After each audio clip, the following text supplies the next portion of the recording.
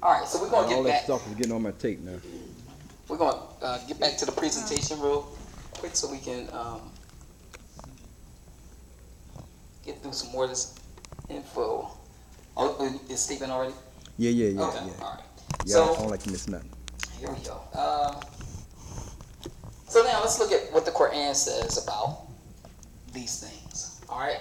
Quran chapter 49, verse 13. It says, O mankind, we created you from a single pair of a male and a female, and made you into nations and tribes, that you may know each other, not that you may despise each other. Verily, the most honored of you in the sight of Allah is he who is the most righteous of you. And Allah has full knowledge and is well acquainted with all things. This thing is not about black and white. It's about righteousness. This is what matters to Allah, righteousness. Because Allah tells us he has created us in many different hues. All right? You have some people say, oh, the white man is the devil, or they say, oh, the white man is a jinn. All kinds of stuff. Yeah. But we have Chinese and black and devils also. Okay? But no, he just throwing some stuff in there. He's playing the devil's advocate. Okay, go ahead. So here we go with another. Quran chapter 30, verse 22. And among his signs is the creation of the heavens and the earth, and the variations in your languages and your colors. Verily in that are signs for those who know. Okay? So here again is stressing the fact that this is not about color. It's about righteousness. Okay?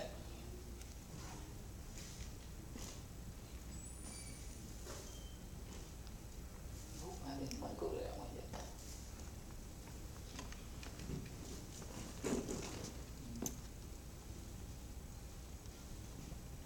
All right, so we'll stop here for that. But now, let's get back to another clip. All right? But this clip I want you to see is Richard Pryor. Okay? Richard Pryor talking about racism. Okay?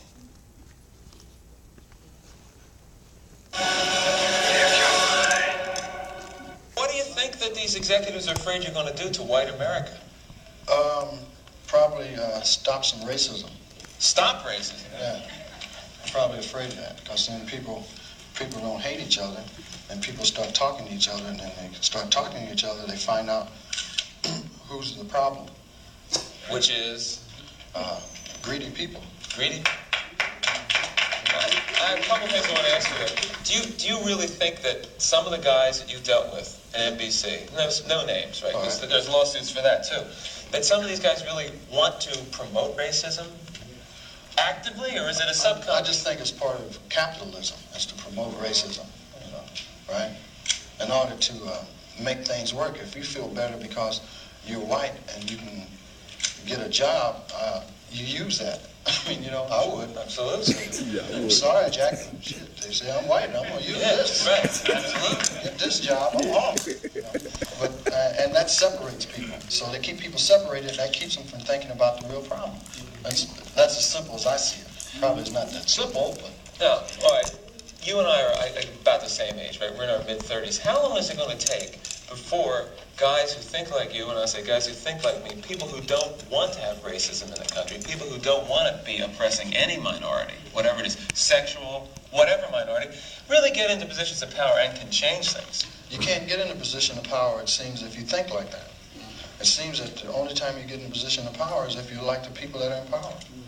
To me, I mean, that's the way it goes. I mean, people that get to become executives become like the people that were already executives. I don't know, maybe... They go in with good intentions, but it eats them up. It's like a cesspool, it just gets on you and it starts The system eating. levels. Pretty soon it's Is all that gone. what a cesspool sounds like? Yes.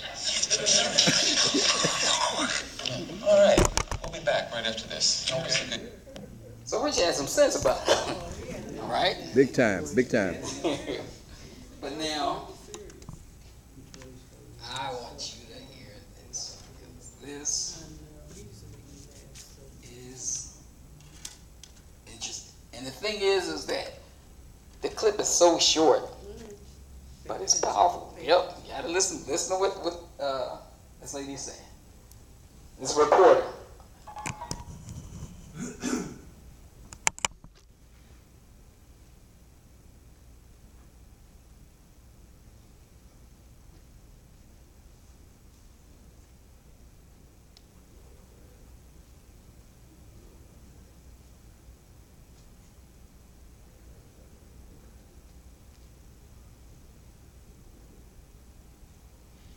He could have undermined. Now, in this clip, this reporter, she's talking about, it was anchor, she's talking about Trump. All right? Listen to what she says. So much that he can actually control Right. exactly what people think, and that is our job. Yeah. Yes, you heard that right. She said that she's worried about him controlling what people think. And she said, that's our job. Yes, I heard it. I heard it. Yeah. I'll play it again. That's our job. Like he's trying He to take our stated- job. He could have undermined the messaging so much that he can actually control Right. exactly what people think, and that is our job. Yeah. Yes, you heard that. That is our job. So it's admitted. This is what they use this television for. To control our perceptions. To control what we think. Okay? To control what we believe. Alright? So now, I heard somebody say, yes, like yes, you heard it right. You know, if you think that you, what did she say? And yeah, you did. You heard it right. Yeah. oh yeah. Exactly. But now, That's our job. I think I showed this clip before, but this clip goes right with this, hand in hand. All right. This guy, his name is Alan Watt, and he's a guy that knows a lot about the occult. He knows a lot about the system. All right. But now let me show you this. Let me show you what he says here. He said that a friend of his had a guy, he had a in-law or something that worked for the CIA. And he said he would never talk about the CIA, not say anything. But one day, he said, let me give you a little bit of advice. He said, never watch the television. Never, and he said he repeated it. Never watch the television. All right? But now, let's get into this. Let's hear what he says. This is one of my favorite clips. I like this clip. Now, I also mentioned, too, that a fellow that has been in touch with me for an awful long time, his brother was in the CIA, or is in the CIA. He will never talk about the CIA to him. He will never give anything away whatsoever. He said one bit of advice, he said, never watch the television. Never watch the television. It's the greatest scientific indoctrination tool ever devised. The greatest scientific indoctrination tool ever devised. Okay? Listen, watch, because it's gonna get deeper. Haven't you figured that out? It's changed the whole culture of nations, not just one nation. Why do you think it was mandatory that everybody in Britain have access to televisions by the government? Think about here. Think about when they were changing that signal and how invested they were in making sure everybody had those boxes. You remember that? They was giving out the vouchers because they wanted to make sure you kept your programming. And the other thing is because they were moving to a different signal where then now they could watch you in your home Yeah, through the television. that's right. Samsung came out with a TV, and they said that in the they had a warning on there. It says, if your spoken word, if you speak sensitive things in front of your TV, you might not want to do that because it's recording what you're saying. Yeah. So not only visually taping you, but actually taping your conversations. Yes. Okay, go ahead, brother. So, I read a study that said by the time a child is 18, they've seen 100,000 murders right. on TV. And also, 15 years after television are introduced in the country, the murder rate goes up. But now watch this. Go ahead. And when I was a kid, I used to always wonder why. Even though you turn the TV off, if you look at the back, the light is still on. But now check this out. Think about it. They are desensitizing our youth to violence. But not only are they desensitizing the youth, they're desensitizing us also. And think about some of the video games that these kids play nowadays. Everything is going first person perspective. Right, exactly. They're going in the screen, shooting and killing people. Right. Okay? That's right. And their fathers. Right. So now it makes it along with them. It makes them, you're basically creating little killers. I show, and I meant to show this Sunday, but we didn't have a lot of time. But an interview with Ted Bundy. Before this was the guy. He was a serial killer, and he was talking about the stuff that was on TV back in the 80s and 90s. He was saying that stuff was horrible. But imagine if he saw what we have now. He said he couldn't imagine the monster he would have become if he was consuming that stuff. Because this all goes back to what you consume. You are what you eat. And I take it a little further and say you are what you consume. Because we're consuming stuff, not only foods and things, but we're consuming stuff through our ears, okay? Through our sight, the stuff that we're seeing, okay? So, this stuff is poison. Poison. Mental and spiritual poison.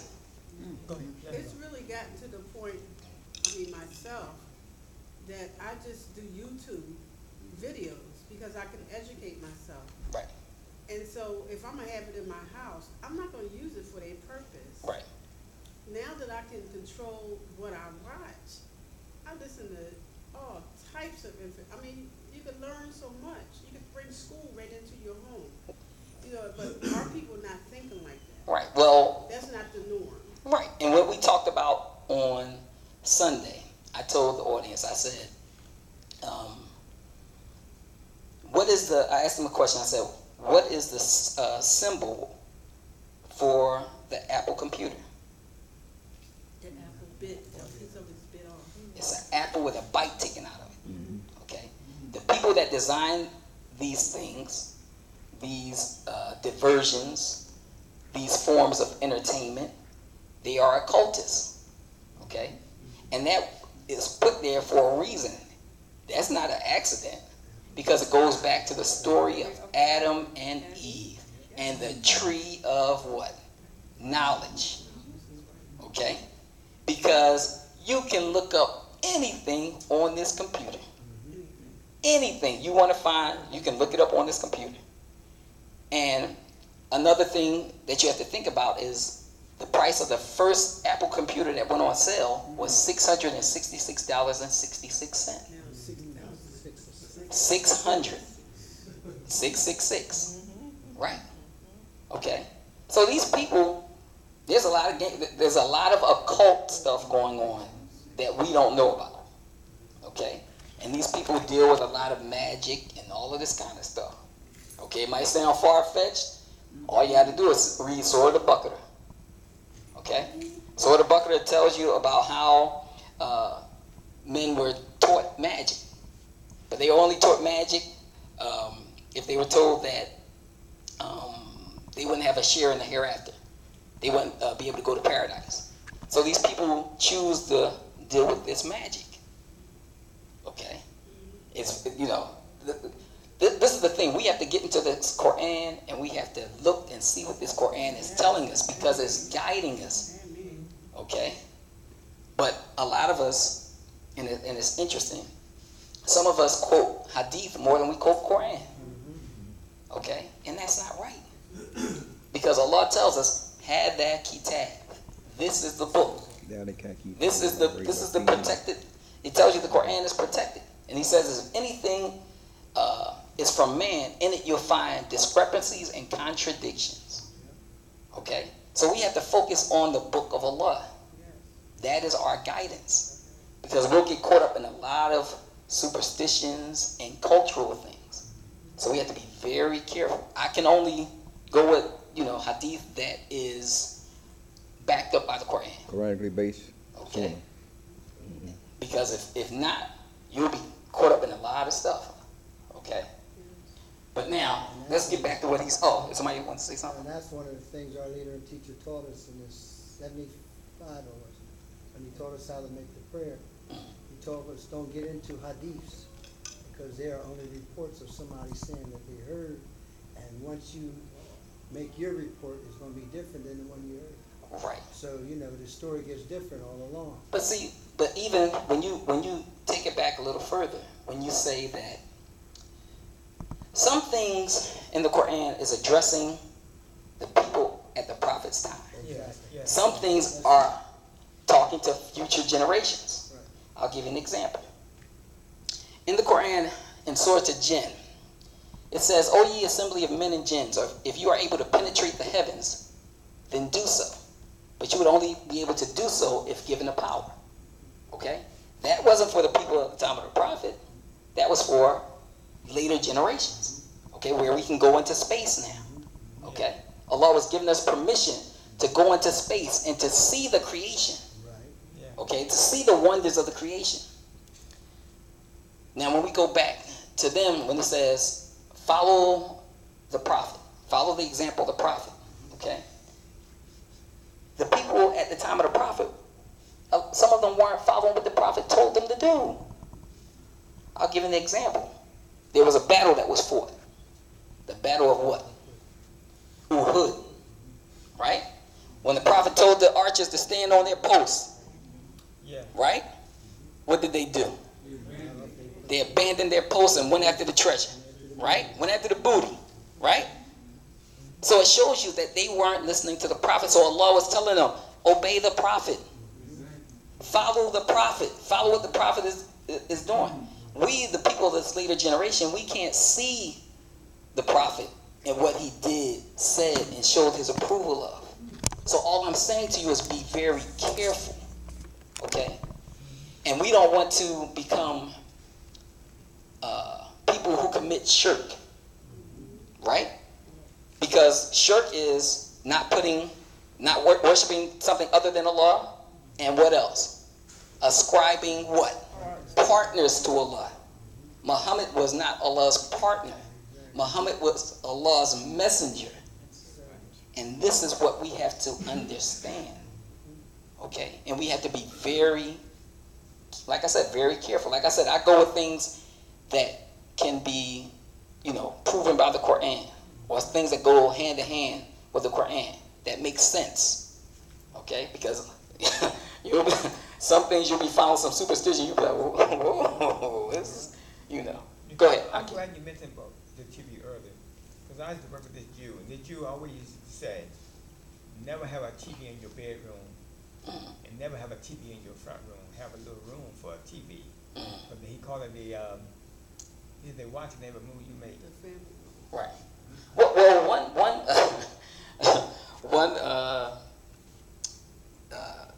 and matter of fact, he said he covered his up. He covered up with a sheet or something. He covered up.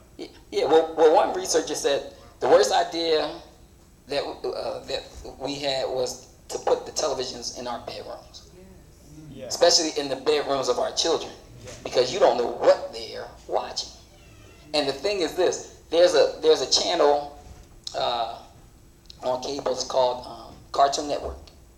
Yeah, Cartoon Network. And a lot of parents don't know that at 9 o'clock, Cartoon Network is showing all kids' cartoons all day long. Yeah. But when it hits 9 o'clock, it turns into what they call the Adult Swim. Yes. And they start showing adult cartoons. cartoons. Yes, And you know it's by design, because if they wanted to create a cartoon station for adults, then you make a separate station.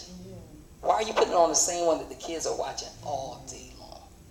And if I was to show you some of the programming that was on that network, your head would explode. Yeah. Your head would, and that's what I'm saying. A lot of parents don't know, because they'll walk past the room. Oh, what are you doing? I'm watching Cartoon Network. Oh, okay, and keep moving. Some of those cartoons that they show are sexually explicit too. Right, that's what I'm saying. Yeah. Sexually explicit, yeah. Deal with Satanism, homosexuality, all of that stuff. Yeah. Okay. Go ahead, bro. My mother used to say the most dangerous hours on television are from 3 p.m. to 6 p.m. Because she said the children are home from school and there's no supervision because the parents are working. Right. And they used to have what's the guy's name? Jerry Springer. They used to have BET videos which were explicit. Right. They used to have Ricky Lake, all these crazy shows between 3 and 6 o'clock. So they watch that for 3 hours or 2 hours by themselves with no supervision and no one to. And it's funny that you said that, because we were having this discussion yesterday. Like, even in the summertime, you know, they'll show Jerry Springer about 3 or 4 times a day, right? But the thing is that what people don't realize is that, what was Jerry Springer's nickname? He had a movie, and they gave him a nickname. What was his nickname? All right? They called him the Ringmaster. All right? And like I said, we have to start thinking about some of these words. The Ringmaster. So what are you really telling me? What are you really saying to me? You're saying to me that you're the head of a circus.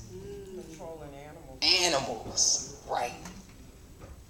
And if you think about it, in some of the Jewish teachings, they call people that are not Jews, they call them what? Goyim, or Gentiles. Oh, okay. And that means cattle. Oh, wow. Okay? So, believe you me, this stuff is, you know, it's very thought out, well planned, and these people have a lot of inside jokes going on. Okay? But if you watch the Jerry Springer show, that's what it is. It's a bunch of animals. Yeah, it is. Because they're spiritually, mentally, physically, and spiritually gone. Gone. They're in an animalistic state. Okay? So, it's funny because even with the Maury show, sometimes the Maury show, after they'll go through a segment, and then they'll give this question of the day. Right? And it's basically, what would you do in this situation? Right? The reason they do that is to see how much more programming they need to do. Because it's according to how these people answer that question. If you see this, it's called the question of the day. Okay? But this is what they're doing. They're getting feedback, because they never tell you the results of this question. So this is just for them to get information from society and see how much more programming they need to do for certain things. Right? Plus they got the Nielsen ratings and all these other people who see who's watching what shows at a particular time. Right. Find out who won out around prime time and all that. So, right. Yeah. But see, the thing is that we as Muslims have to learn to put our trust and focus on Allah. Allah, that's, you know, that's the ultimate goal of this life. That's what this life is about. Returning to Allah with Him pleased and well pleased with you. Okay? And none of this other stuff, we only have to worry about this stuff if we focus on that. If we focus on that. Because there's nothing this man can do to us. Right. Okay? But now, let him finish this out. Because, I mean, just some of this. Why do you think China is under the same program to get everyone with the TV right now? Because they love to have you entertained. Do you really think that? And India is on the same route as well right now too. most of your ideas and your opinions, and how you emulate, because you emulate things, you mimic what you see, as Charles Galton, Darwin, and others have said in the past. It becomes you become it. And that's what's happened. It's been very, very, very successful. Never watched the television. You can't watch a movie unless you do it critically. If you watch it critically, not there to enjoy it. Remember what they say, it's your emotions that get you on. And it's interwoven, all these emotional themes all through movies. You're played like a harp. And they embed ideas into you, along with the movies. And predictive programming too. So you'll accept that which is still to come.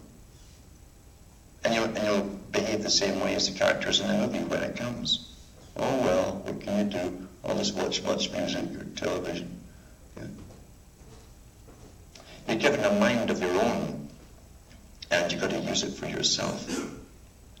And believe you me, if you ever had a nation or wanted a nation, you'd have to make sure that everyone took their turn. Everyone took their turn, just like jury duty, to go in and oversee the guys that are supposed to be taking care of everything on your behalf.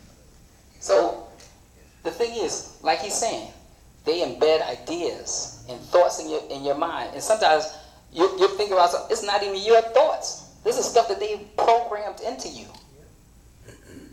You know. Seduction. Right. Right. They got you. But now, let's look at what he's talking about. I'm going to show you some examples of exactly what he's talking about.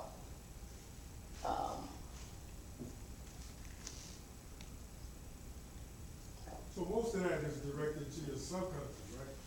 Not your conscious. Both. They have things on the subconscious level and on and on your conscious level. In the conscious, I mean, I can show you some things you'll be like that. Wow. Subconsciously, you know, things that go right over our head that we don't see. Okay? But I show this clip in just to kind of, well, this clip kind of speaks for itself.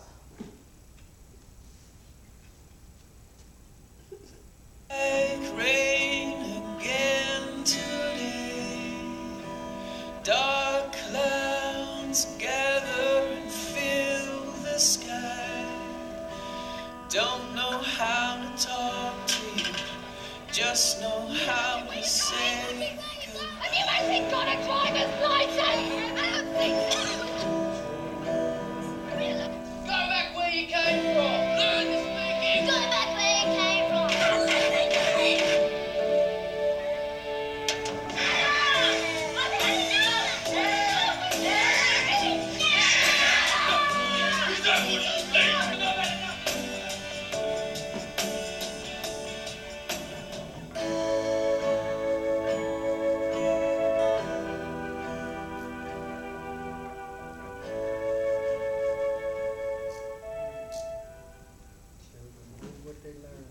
So, well, last week you said in the first 7 years, basically, the program takes place.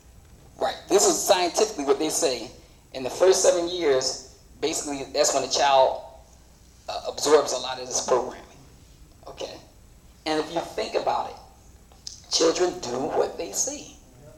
Okay? But we all kind of do what we see. Because when we watch the adults, when we watching television, they show you the ad for this and the ad for that. Oh, yeah, I want to get that. Like, okay?